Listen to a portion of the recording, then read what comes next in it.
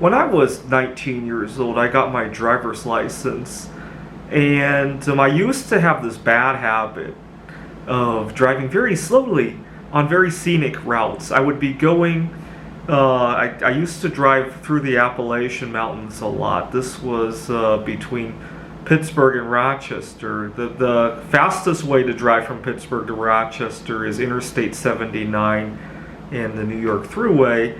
But instead, I would often drive through State College and take, I believe it's Route 15. And I had this bad habit of driving very slowly. Part of the highway, I think, has a speed limit of 65. I used to routinely drive 30 on it because I love the scenery so much. And unfortunately, I got a ticket one time. I went to court and got it reduced. And another time I got rear-ended. And so I broke that habit.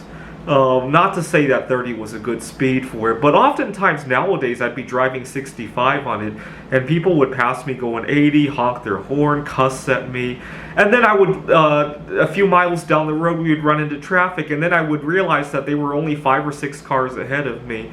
It made me realize how dumb that was. And it's not even just on the interstate that this happens. I see it at stop-and-go traffic a lot. People would cuss at me and almost want to rear end me. And then we get to the red light and they're the car in front of me. I see that a lot. And I just wonder what the big rush is, right? It's obviously not good for the environment. As much as we talk about building infrastructure right now, if you're going to not make good use of it, it's just going to be a huge waste of everybody's time and money, right? But it's not even just traffic where this occurs, right? I see so many meetings at my workplace or so many social interactions in our everyday lives where people rush in order to accomplish nothing at all, right? For example, a lot of times people are in such a rush to get things done, and they just get it done wrong, right? I mean, go to any grocery store and let's say you go to a customer service and there's a long line, and you realize that half of the people in line are there for a bullshit reason, or they just want to complain, right? When what they should be doing is they could probably submit an online form or something, but they're so upset that they want to complain in the store, right? And they're slowing everybody down and making everybody even more aggravated. And so everybody else wants to complain more now, because now instead of just having that one problem that they might have been able to blog about or maybe even make a YouTube video about, right?